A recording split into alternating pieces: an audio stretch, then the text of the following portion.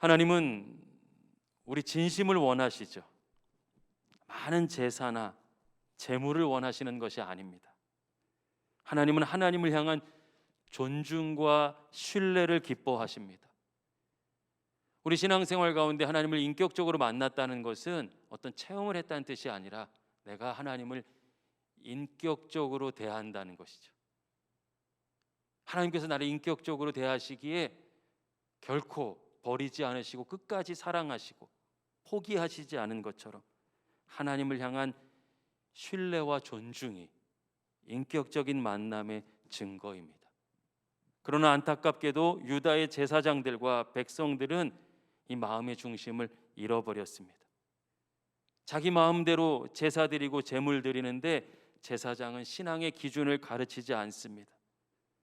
백성들이 하나님의 이름을 멸시하도록 내버려 두었습니다. 자기 마음대로 신앙생활했습니다. 당장 편했을지는 모르나 그 결과가 어떻습니까? 영적으로 점점 더 메말라갑니다. 오늘 본문은 유다 백성들이 영적으로 침체하는 이유를 한 가지 더 말하고 있죠. 하나님께서 말씀하시는 것입니다. 우리 10절 말씀 다시 한번 읽어볼까요? 시작. 우리는 한 아버지를 가지지 아니하였느냐? 한 하나님께서 지으신 바가 아니냐?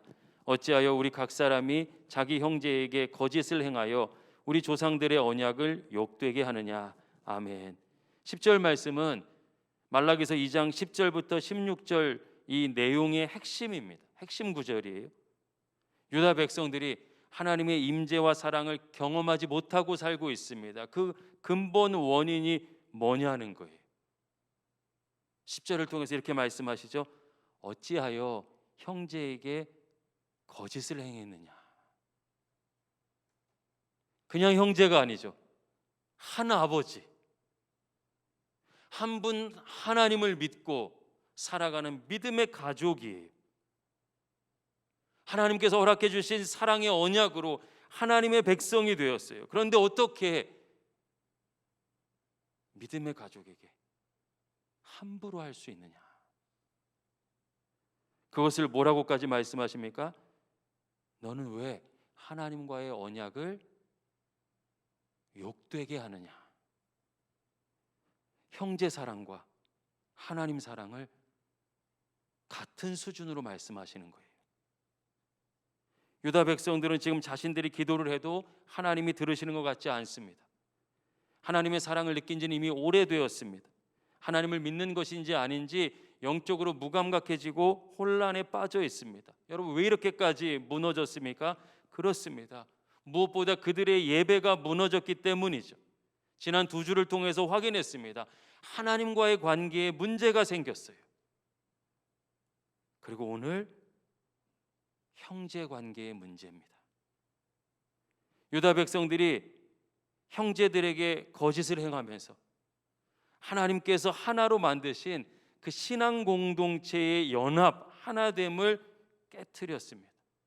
여러분, 이걸 하나님은 하나님과의 언약을 훼손했다고 받아들이시는 거예요. 여러분, 한번 같이 깊이 묵상해 볼까요? 하나님을 사랑하는데 믿음의 가족들 옆에 지체에게 관심이 없고 거짓으로 대하고 미워한다면 하나님을 사랑하는 것이 맞을까요? 성경은 이 이야기를 하는 거예요. 하나님을 예배해요.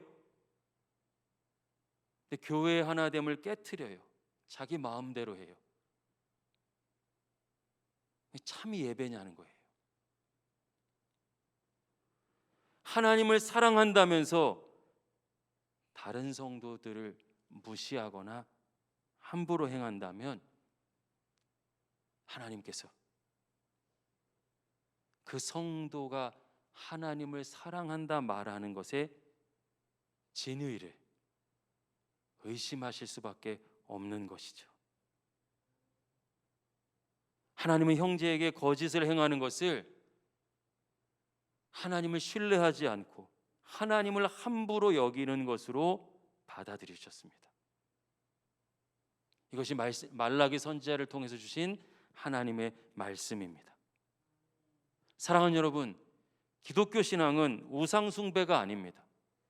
종교 생활은 내가 열심히 제사 드리고 제물 드리고 봉사 활동해서 신의 마음을 흡족해 하면 자신이 원하는 것을 얻어낼 수 있다고 생각합니다. 그게 우상 숭배죠. 세상의 종교 스타일이에요. 제물만 열심히 갖다 바치고 봉사 활동하면 자신의 삶은 상관없다는 거예요. 삶이 변하지 않아도 상관없다는 것입니다. 그러나 기독교 신앙은 그렇지 않습니다. 우상 숭배가 아니기 때문이죠. 기독교 신앙의 본질은 관계에 있습니다. 하나님과의 관계. 내가 하나님의 사람으로 바뀌는 것입니다. 그래서 하나님과의 관계 속에서 형제를 바라보고 믿음의 가족을 바라보고 이웃을 바라보고 세상을 바라봅니다. 복음서를 읽어보면 예수님은 형제하고의 관계 속에서 문제가 생겼다면 그 문제를 해결하고 와서 제물을 드리래요. 형제와 화해하지 않았는데 예배 드리면 예배로 받으시지 않겠다는 것입니다. 우리 주님은요, 형제 사랑과 믿음의 가족 사랑과 예배를 분리시키지 않으셨습니다. 이게 하나님의 우선순위예요. 하나님은 우리가 믿음의 가족들을 사랑하고 관심으로 돌보는 것을 기뻐하십니다. 살아있는 예배로 받으십니다. 오늘 말씀은 거기에서요, 배우자에게까지 연결되고 자녀에게도 연결되는 것이에요. 내가 하나님을 사랑하는데 세상의 사람과 똑같은 방식으로 물질이나 힘의 논리로 배우자를 바라본다면, 배우자를 대한다면 하나님 이렇게 말씀하시는 거예요. 너 나 사랑하는 거 맞니?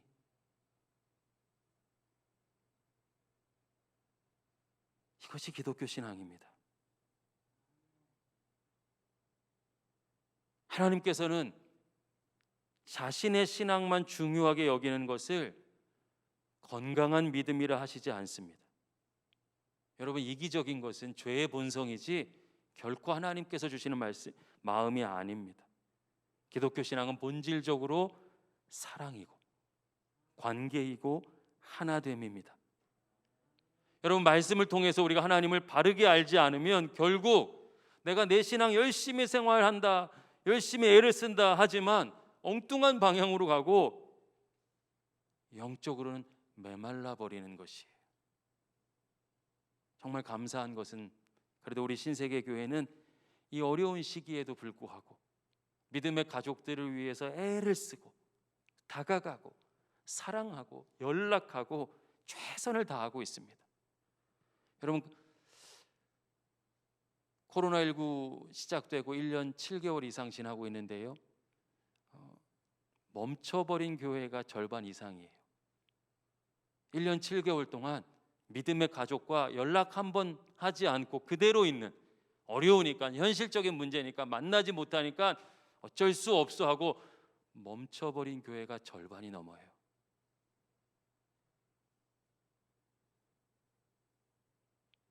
온라인이어서 예배가 어려운 것이 아니라 하나님을 향한 마음과 형제 사랑이 흔들렸기에 우리는 오늘도 영적으로 메말라 가는 것입니다. 그런데 우리 신세계교회 많은 성도들과 또 목자들, 리더십들이 어려운데도 힘든데도 온라인을 통해서, 문자를 통해서, 전화를 통해서, 때로는 집 앞에 찾아가기도 하고 문고리에 뭐를 걸어두기도 하고 돌아오면서 마음을 전하고 있습니다. 물론 부족한 것도 있고 모두에게 다가가지 않았을 수도 있습니다. 그러나 하나님은 살아계시기에 우리의 작은 섬김 위에 성령의 기름을 부으셔서 반드시 은혜로 열매 맺게 인도해 주실 줄로 믿습니다. 물론 이것은 목회자나 몇몇 성도들을 통해서 완성될 수 있는 것은 아닙니다. 모두 함께 세워가는 것이죠. 하나님은 저와 여러분을 통해서, 나를 통해서 그 일을 이루길 원하십니다. 여러분 함께 기도하고 싶어요? 부탁드립니다. 믿음의 가족에게, 특별히 오이코스 가족에게 우리 모두가 함께 서로 한 걸음만 더 가까이 가주세요. 목자만 하는 것이 아닙니다. 우리 서로 다 같이 시작하는 것이 한 걸음만 더, 한 번만 더 연락하고 기도하는 것입니다. 기독교 신앙의 신비는요, 내가 사랑했는데 소진되는 것이 아니라 오히려 은혜로 더 채워지는 것이죠. 믿음의 가족을 위해 사랑으로 섬기고 하나님께서 쏟아부어 주시는 은혜가 충만해지는 신세계 교회 될 수 있기를 예수님의 이름으로 간절히 축복합니다. 여러분, 이렇게 절반 이상의 교회가 흔들렸고 또 교회에 대해서 깊이 기도하고 연구하시는 분들은 코로나19가 끝나면 한국 교회 25%가 사라질 것이다 예측하고 있습니다. 유리하는 성도가 될 수 있겠죠. 그런데 여전히 하나님 중심으로 믿음의 가족과 공동체를 사랑하는 교회가 있다면 여러분 반드시 그 영혼을 이끌 수 있겠죠. 하나님께서 우리를 그렇게 준비시키고 계십니다. 사랑하고 오히려 더 큰 은혜로 하나 되는 저와 여러분 될 수 있기를 예수님의 이름으로 소망합니다. 여러분, 신약으로 오면 이 형제에게 거짓을 행하는 것이 더 다양한 모습으로 바뀝니다. 교회 안에 성도 간의 다툼과 갈등, 분쟁의 모습으로도 나타납니다. 또 인간적인 친분으로 인해서 잘 맞는 사람들, 좋아하는 사람들끼리 파벌을 만들거나 그룹을 만드는 모습도 드러납니다. 그리고 어떻게든 하나 돼야 될 하나님의 뜻이 아니라 자기 생각대로 교회의 연합을 깨트리는 모습들이 나타납니다. 그때 교회는 이것을 어떻게 해결했을까요? 두 교회가 있어요. 사도행전 6장의 예루살렘 교회와 고린도전서 6장의 고린도 교회입니다. 먼저 사도행전 6장을 보면 여러분 다 아시는 내용이에요. 성도를 구제하고 돌보다가 교회 안에 갈등과 다툼이 일어났습니다. 그때 그들 가운데 헬라파 유대인이 있었고 히브리파 유대인이 있었습니다. 근데 헬라파 유대인들이 생각하기에 히브리파 유대인들이 자기들끼리만 더 잘 먹고 잘 사는 것 같아요. 분명히 교회 모두를 향해서 사랑이 전해져야 되는데 특정한 사람에게만 가고 누구는 배제되는 것 같은 것이에요. 얼마나 마음이 어려워졌겠습니까? 매일 구제하고 음식을 분배하는데 헬라파 유대 사람, 그 중에서도 과부들이 누락됐습니다. 이들 중엔 피해를 입고 소외되었다라고 느끼며 상처받은 사람들이 있었겠죠. 아니, 교회가 아는 사람 많아야지만 사랑해 주는 거야? 교회도 똑같이 세상과 똑같이 줄 있고 빽 있고 친한 사람 있고 오래 다녀야지만 인정받을 수 있는 곳이야? 당연히 이런 생각이 들었을 것이고 오래되다가 결국 골마 터져버렸습니다. 근데 여러분, 이때 예루살렘 교회의 모습이 너무 도전이 돼요. 누가 잘못했는가? 누구 탓인가? 시시비비를 가리지 않습니다. 먼저 사도들이 말씀과 기도에 전념했어요. 이건 기도원에 가서 성경 일독하고 기도만 했다는 뜻이 아닙니다. 사도들이 이 일을 하는 동안 가까웠던 사람이 있겠죠. 히브리파 유대인 중에 더 헌신하고 열심히 해서 친한 사람이 있을 거예요. 그 관계에 흔들리면 공동체 전체가 깨지니까 사도들이 하나님의 기준을 세운 것이에요. 나부터 말씀의 기준으로 돌아보겠다. 누가 잘했냐 잘못했냐 탓하지 않고 하나님, 제가 말씀으로 제대로 안내하지 못했습니다. 사랑하게 하지 못했습니다. 세밀하게 돌아보게 가르치질 못했습니다. 제 탓입니다. 제 죄입니다. 저의 문제입니다. 사도들이 기도하며 회개한 것입니다. 히브리파 유대인 중에는 아니 하나님 일 열심히 했을 뿐인데 내가 이렇게 욕먹어야 돼? 그런 마음이 들었을 거 아니에요. 그런 마음이 아니라, 사람의 마음이 아니라 하나님의 말씀에 비추어 보니 하나님, 사랑을 전하는 것이기에 사단이 틈탈 수 있는데 더 세밀하게 했어야 했어요. 제가 그걸 놓쳤어요. 말씀을 붙잡고 눈물로 기도한 것입니다. 여러분, 예루살렘 교회는 문제가 터졌을 때 사람의 기준으로 시시비비를 가리지 않고 누가 더 교회 일 많이 했는가, 누구랑 더 친한가, 이런 세상의 방식으로 해결하지 않았습니다. 말씀의 기준을 세우고 다 함께 그 앞에 선 것이에요. 그리고 나서 말씀으로 훈련된 리더들을 세웁니다. 그렇게 초대교회의 첫 번째 7 집사가 세워지는 것이죠. 그들이 말씀으로 훈련된 그들이 뭘 합니까? 구제하고 선교하는데 투명하게 할 수 있도록 일의 체계를 세우고 모든 사람이 봐도 이렇게 하는 게 합당해 할 만한 방식으로 일을 하는 것이에요. 그래서 지금도 이 전통 속에서 집사님들이 교회의 재정과 선교의 재정을 담당하는 것입니다. 집사는 결코 초신자를 뜻하는 것이 아닙니다. 여러분, 집사 스데반이 복음을 전하죠. 거기에 목회자와 평신도의 차이가 없었습니다. 집사 스데반이 결코 타협하지 않는 신앙으로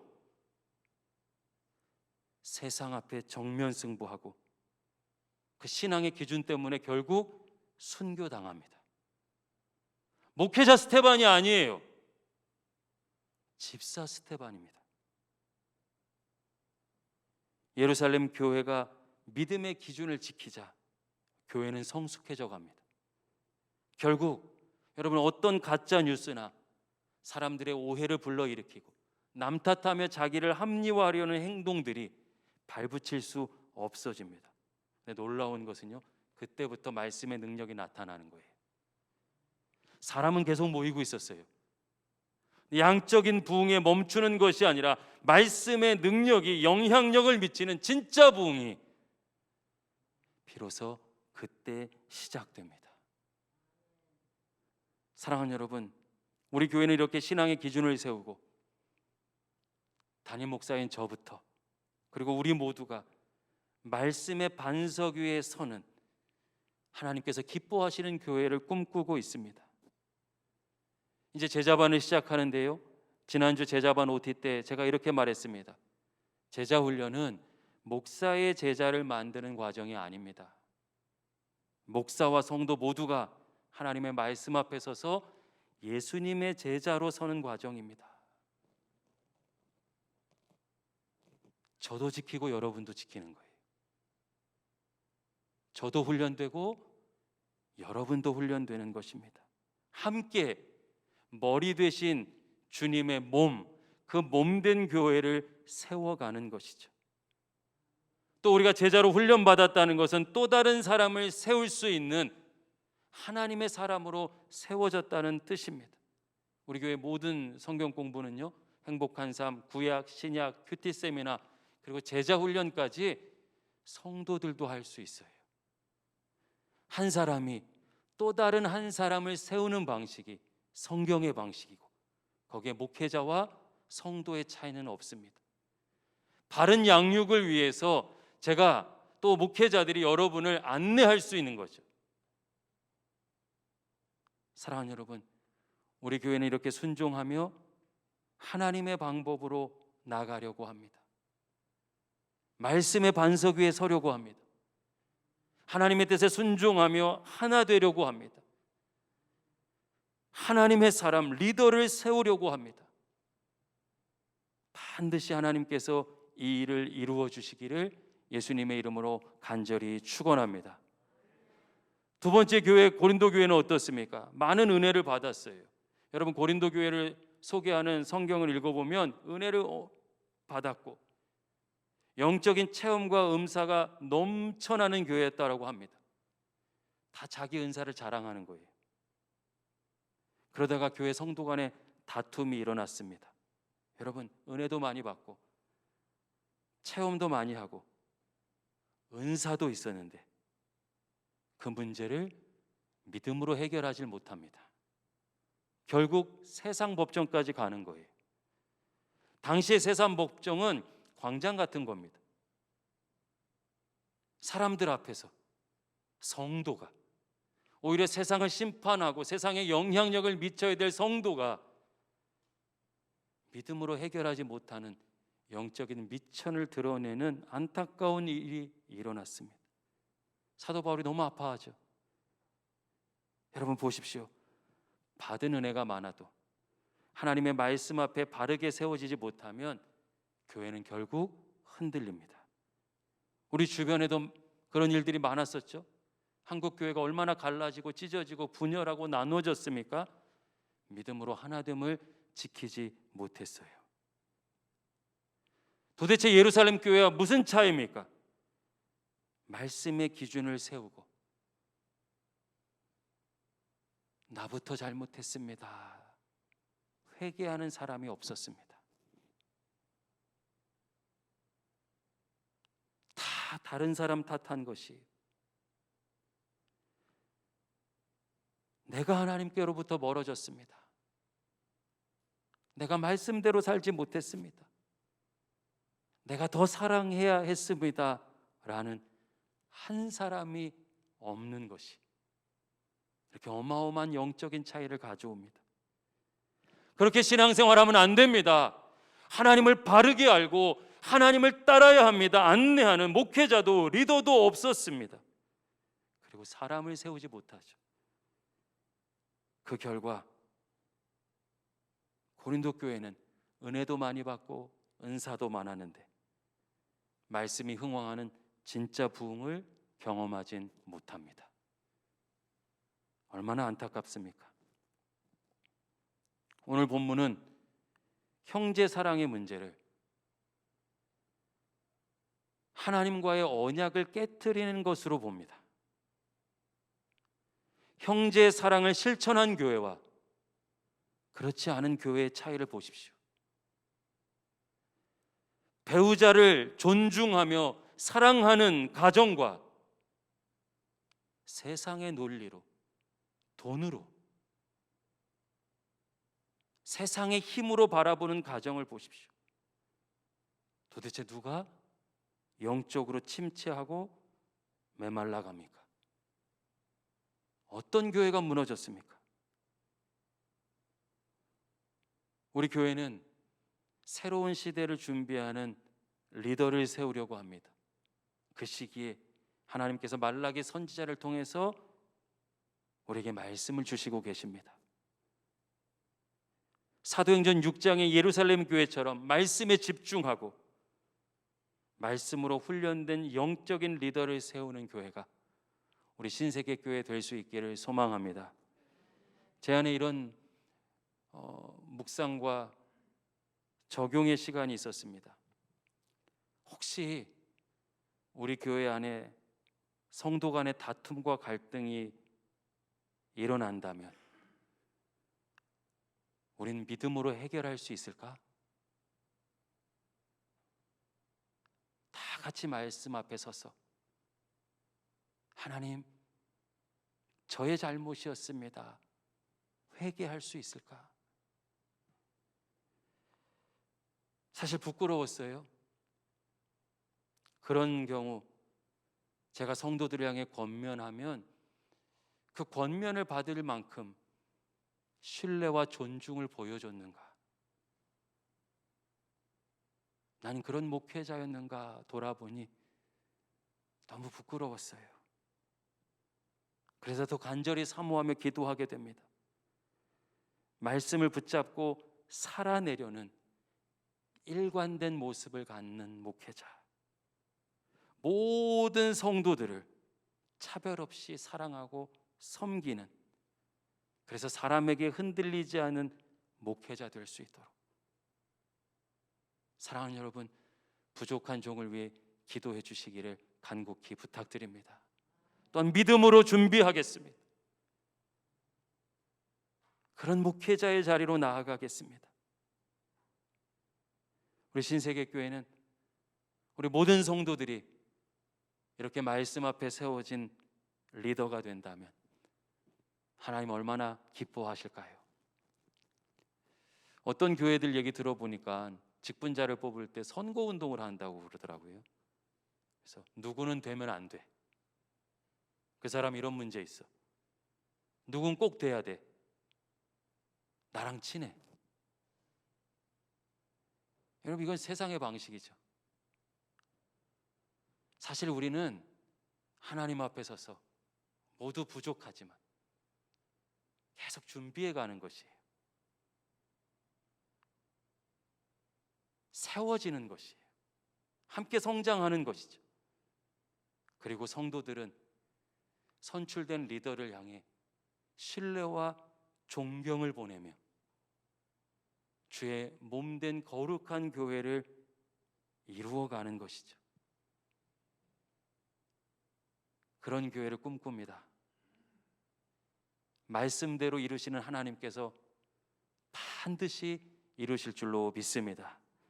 이제 말씀을 정리하겠습니다. 사랑하는 여러분, 우리 교회가 이렇게 하나님을 사랑하는 하나님 중심의 공동체, 형제를 사랑하는 공동체, 말씀으로 훈련된 리더가 세워지는 공동체, 다툼과 갈등을 믿음으로 넉넉하게 이겨낼 뿐만 아니라 말씀이 흥왕하는 공동체 되도록 기도해 주십시오. 우리 모두 함께 하나님이 기뻐하시는 이런 교회를 일구어 갈 수 있기를 예수님의 이름으로 간절히 축원합니다. 기도하겠습니다.